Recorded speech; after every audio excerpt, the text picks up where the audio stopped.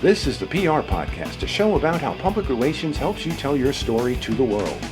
We talk with great PR practitioners who have the skills, creativity, and just plain savvy to get their clients noticed. Now here's your host, Jody Fisher.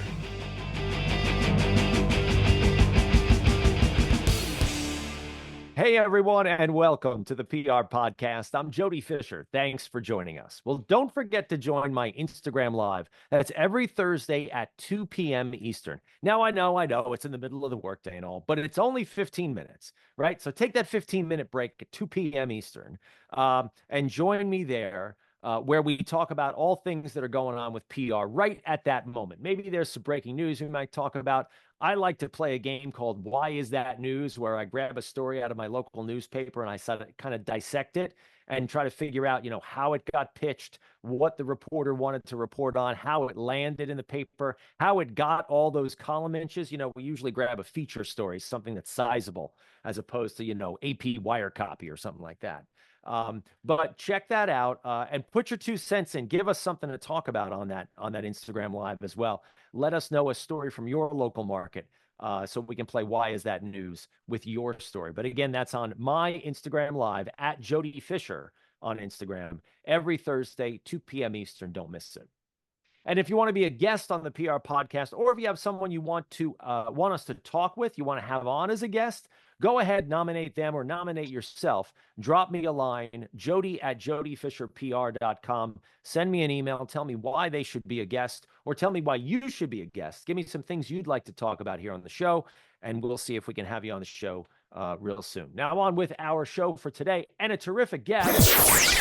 Kristi Piehl is the founder and CEO of Minefield, a one-of-a-kind, national award-winning PR agency specializing in earned media, executive social media, thought leadership, and crisis communication. She started the company in 2010 following a 12-year career as an Emmy award-winning TV news reporter. She's a passionate believer in the power of storytelling. Boy, I love that. And is on a mission to innovate the public relations industry, including teaching C-suite leaders how they are personally responsible for engaging with PR. Boy, I know we're going to have a good conversation. Kristi Piehl, welcome to the PR Podcast. Thank you. It's really fun to be here, and I'm excited for our conversation. Really fun to also have a former reporter on the show, because I'm a former reporter myself. So I think we're going to have some fun here. But let's talk about that last line in your bio, teaching C-suite leaders how they're personally responsible for engaging. And I'm hearing that word, engaging, with PR. How do you go about that? I think for many years, the C-suite, there was perhaps one person like the CMO that was responsible for dealing with PR, and the CEO might say, hey, what are the results? And the CEO's role was basically to get the results and to decide what the budget should be for the CMO. That is so outdated and doesn't work any longer, because people want to do business with people. They want to buy from people. They want to work for people. And a business doesn't have a soul. People do. So until marketing is going to include the C-suite and their unique perspectives, which really give a business a differentiation, the marketing will feel old, outdated, and soulless, which is going to damage the business. Couldn't agree more. I typically say that the brand or the product or whatever it is doesn't have a mouth, and so they can't do an interview. You've got to have a person, whether it's the CEO or anybody else who's the expert. You got to have stories are about people. You got to have a person right at the front of that story pitch. Speaking of which, you're a storyteller. I'm a storyteller, both as reporters, former reporters, now turned PR people. And you have what you call a story-centric marketing approach to what you do. Tell us about that. Sure.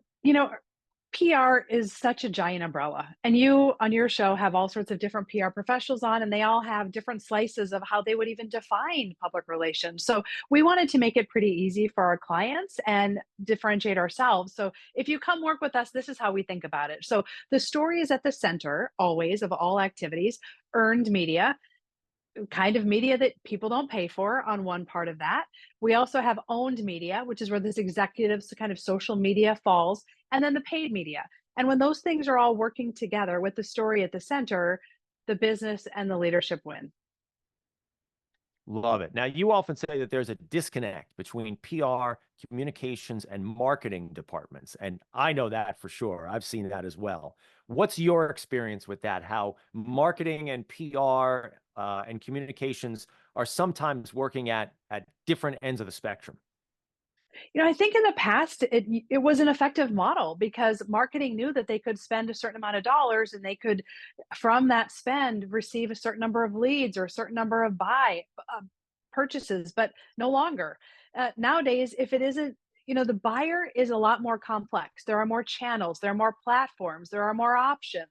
So if those departments aren't talking together, speaking the same language, and have some representation at leadership, it's going to be siloed. And it isn't that uncommon. I think, Jody, we've all done it where we Google something, a brand, and the three or four top results are totally disconnected. You're like, what do they even do? Well, oftentimes it's because, that ad, the Google ad was purchased by the marketing department.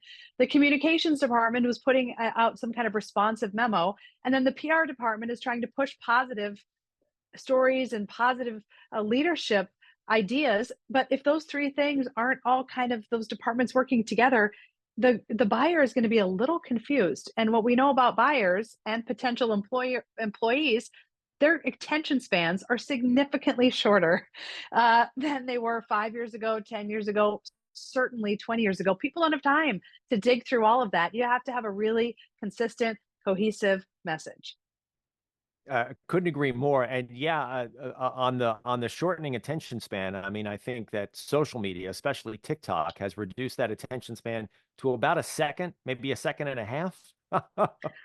I heard a brain researcher say that you used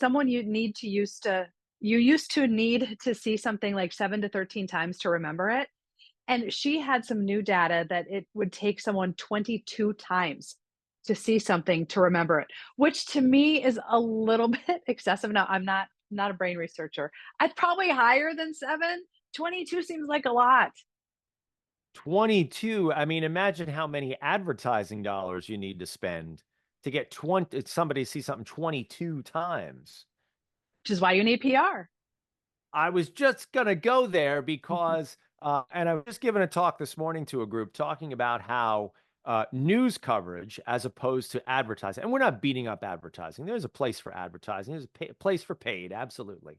But how news coverage can not only have often a greater impact, more significant impact, but also carries that third-party endorsement and carries that authenticity to it. Talk a little bit about developing a story through news media, and again, using your background as a reporter as well as a PR person, to tell a story about a brand, a service, a product, or whatever it is that you're putting out there, and how that news coverage carries more weight.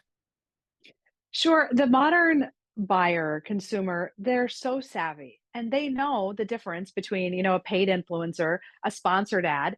Anyone with enough money can buy that. When someone reads something in a newspaper or hears a podcast or watches a news story on television, they know that that person didn't buy it. They must be interviewed because of their expertise. So when someone comes to us, and it happens regularly, hey, we're launching a whatever, or we're opening a new whatever it might be, we say, well, right, but we got to figure out what the story is. Because if you're going to, I'm going to use an example of healthcare. If a healthcare system, and we work with quite a few healthcare systems in med tech spaces across the country, if you're going to launch a new product or open a new hospital or a new facility, uh, that's that feels like an ad. Look at us. We opened this thing. You can come use it if you need it.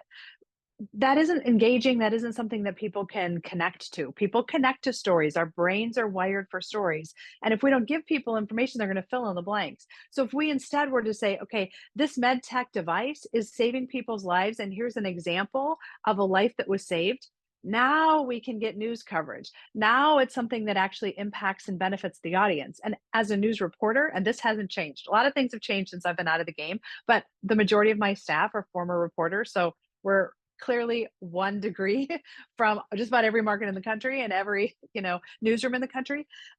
But people would come to us or come to me as a reporter, hey, cover my thing. And what they forget, the traditional approach to PR, what they forget is my responsibility as a reporter is to my audience. And I have to give my audience valuable information that helps them. So when a PR person pitches a reporter that forgets about the audience, they're not going to get coverage. So that really is the distinction in thinking about how to pitch a story that has benefits. What I've said since I started the company in 2010, our actual client aren't the people who pay us. Our actual client on the news side are the reporters, because we have to give valuable information to reporters so that they can do their job well. I know how hard of a job that is. It's gotten even more difficult. If we can win for them, our clients are going to win every single time. Nodding my head and again and again and again. You're absolutely right. And I say this to audiences as well. We have just as much interest as PR people who represent clients in helping the reporter do the job that, frankly, we are asking them to do, and that they are volunteering their time, their energy, their column inches, their airtime to reporting the story we're asking them to report. So it's our obligation to help them and give them the pieces that they need. Because without those pieces, they can't do the story we're asking them to do. 100%. Yeah. And back to what you said about working with healthcare systems. It's the old, you want to do a medical story, give me the patient kind of equation, right? The reporter needs the individual to funnel the story through. And I've got to imagine, as I was listening to you talking, I'm saying to myself, if you're trying to get someone to identify with a healthcare system, a procedure, a new whiz bang thing that you're trying to promote, allow them to identify with that through an individual who got helped, because they'll see themselves in that person. No? Absolutely. And even if it doesn't connect to them, oftentimes the stories that our healthcare providers and the hospitals we work with, and the devices that we, work with, are the audience, a reporter's audience, they never want to need that. They never want to need the highest cancer doctor, because they don't want anyone in their family to get cancer. So the reason that we're sharing this information is so that we know it's going to go online, so that if you do get the diagnosis and you Google, we want the story of our client to show up. And when you see a healthcare system regularly sharing stories of how they're helping, and the patients are talking about how their lives have been impacted, most healthcare systems want to be known for care and for helping people. And when you're seeing in any, community or nationally, gosh, this healthcare system is regularly known for helping people and innovating and bringing the highest level of care, well, that's who you're going to think of when you need help for your own family or for yourself. So it is absolutely all about sharing the stories and connecting it to the business strategy of the client, of course, but you have to provide ongoing reminders to journalists that you're bringing them value, because we all know that there are PR firms that reporters, and I had some, I didn't want to work with, because they never gave me what I needed. They sent me a press release, no way to contact them. That just isn't helpful. And at the end of the day, any great PR professional is serving two masters, the client and the reporter and the journalist. That they have to be. Yeah, 100% agreed. Now, how are you working with those executives to get you the information that you need about, and let's stay with the healthcare system, right? If you've got a healthcare CEO or even the chief of a department or something like that, right? They presumably are the master of the information, or they know about the moving parts that are going on. They know what they want to be promoting. They know the service lines they want to be promoting. How do you utilize them to get to those subject matter experts you need, to get to the information you need, to get to the patients that you need? Sure. One of the things that Media Minefield does really well, and it's intentional, is to just continue to mine the stories, right? The folks in our who are in the on the earned media side of our business, they are regularly holding sessions where they're asking questions and getting really, really curious. Because one of the things that any expert, healthcare or otherwise, they live in a world of whatever they do is their normal. their jargon is their language. And someone on the outside comes in and they're like, what are they even talking about? Like someone who works at a really high functioning, incredible healthcare system sort of forgets that the rest of us aren't saving lives every day. So we as outsiders have to be really skilled at understanding their business and their goals, but we also have to wear the hat of the average consumer who's like, I don't know what that word means. I have no idea what you're talking about. Or, hey, that thing is really cool, but it actually isn't anywhere where anyone can go use it. So should we really be talking about that yet? So it's just this curiosity and the asking the questions, and the reality with PR nowadays is that anything that hits any news outlet, the real, I would argue, the true value is getting into social media. And that's where executives play the most critical role, is because they have these incredible audiences on social media. And when they're doing a curated, intentional, authentic storytelling on their own social media, it just elevates and escalates what the brand can have reach in. And that is, I think, the future of PR. It's the present, but a lot of people aren't thinking about it yet. Indeed, they're not. There's so many things that many of us do that we think are just like, well, this is how you do it. And then you talk to other people, they're like, I didn't know you could do that. The great point about leveraging the audiences of the CEOs, the chiefs of the departments, the thought leaders within the healthcare system, and leveraging their audiences, specifically probably on LinkedIn, but maybe other social media networks as well. How do you work with them to create the content that belongs there? I imagine it's, different for every person, but walk us through that media minefield philosophy a little bit. Sure. About 7 years ago, I heard a statistic. It was a Forbes statistic, and it was that 77% of a business's value is based on the CEO's reputation. I was like, oh my goodness, that stat is incredible. And it makes sense. We see it on the negative side. Like we see when some CEO does something terrible that the business tanks, but we rarely think about it on the positive side, that when a CEO is doing incredible work and they're well known and their reputation is benefiting the brand, the business valuation increases. So from that data point, we worked on a process and trademarked a process so that we can handle executive social media. I do training on this all over the country. We have a department doing it at the office, and everything from training, hey, this is how to think about it, and here's a good blend of content, because LinkedIn is absolutely a platform that every executive or aspiring leader should be on. But what they often don't think about is how to blend in their personal, because to be a holistic human being means that you have to bring in a little bit of personal. But again, it's not Facebook. So there's this kind of fine line between how to do both of those things. So it's this, so we have the training aspect, but then we handle and coach executives, and then some of them, we handle their social media and just are constantly talking to them, once every couple of weeks. What's going on with your calendar? Sometimes we're talking to the executive assistants, and then we need some, one-on-one time with that executive. What's going on? We read this article. What do you think about this? How would you react to this article, so that we can then create some content? Because at the end of the day, it's a little bit like what we were talking about. You have to provide meaningful content to the journalist so that their audience benefits. It's the same thing on LinkedIn. You have to be providing meaningful, authentic content. Otherwise, people aren't going to engage in it, and it's not valuable. And in fact, it could, on the flip side, hurt the brand, which is the opposite of what we're trying to do. And so we come to the question about in creating all this content, and probably creating so much of it using tools to help us create this content. And so here comes the AI question. How are you utilizing AI to help you in what you do for these folks, at the same time maintaining that authenticity, that humanity, that view that is going to come across as human and not as a computer churning out words? It's such a great question, and it is the thing that people in every industry are talking about, right? What about AI? So the way that we put boundaries and guardrails around it at Media Minefield is that we use it like a second set of eyes.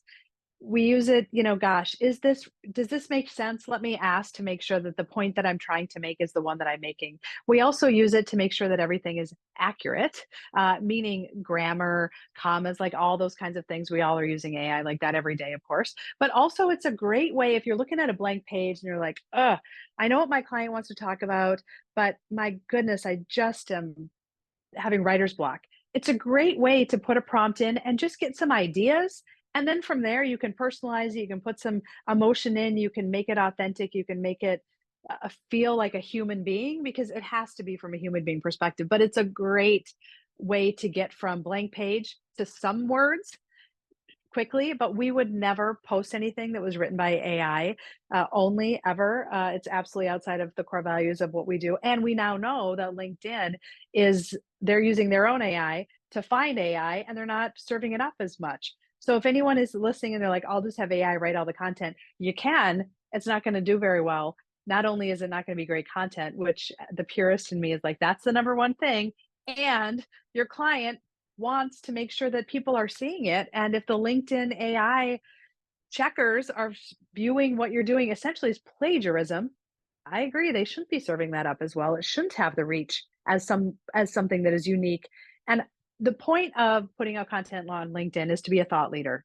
It's either to inspire, to educate, or to empower. And AI can't do any of those three things. So a thought leader has to educate, and then real human beings can inspire and empower. And so we can't pass those really important, gosh, just this goes into like back to the soul conversation. Those just, they're critical components of what we do and of a story. We can't pass that off to a machine.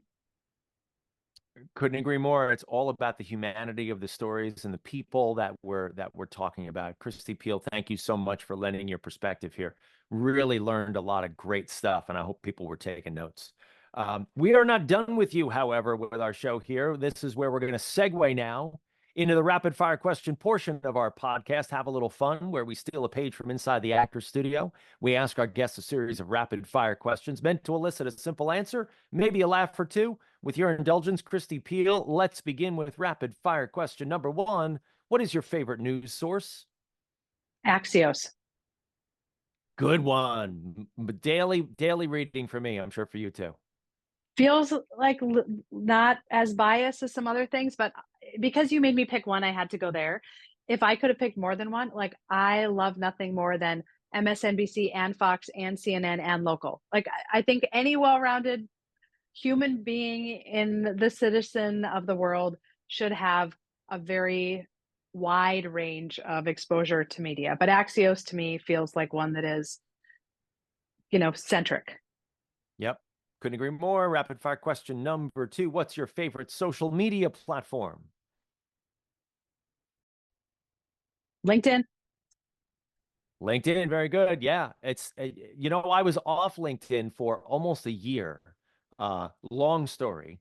But when I finally got back on, I was like, oh, this is what I've been missing. Yep. It's the reason it's the fastest growing platform. It's good stuff. Rapid fire question number three. Coffee or alcohol? Coffee first. Yeah. Right. X newsroom. Can't live without it. Rapid fire question number four. What's your favorite on the run food? The protein bar that's packed in my bag. There you go. At all times. Rapid fire question number five. Kristi, what do you want to be after you finish this career? A helper to other people. So a board member and a mentor. Love, love, love. Rapid. Kristi, this has been a great conversation. Please let people know how they can find you online. Sure. Kristi Piehl, Piehl. Kristi starts with a K, ends with an I. On all the social media platforms, I have a podcast called Flip Your Script, and also MediaMinefield.com. And it's mine like an explosion, like the media can be if you don't know how to navigate it with a guide. I love that. We'll put all those links in the show notes. Kristi, thank you again for joining us. And thank you, everyone, for listening. Please remember to subscribe to the show, connect with us on Facebook, Twitter, Instagram, and TikTok at The PR Podcast, and send us a question or a comment. Our intro is by Christopher Apple. You can find him and his fantastic photography on Instagram at Christopher_APPOLDT. Check him out there and hire him for all your photography needs. You can find me online at Jody Fisher on all the socials and on the web at jodyfisherpr.com. We'll see you next time on the PR Podcast.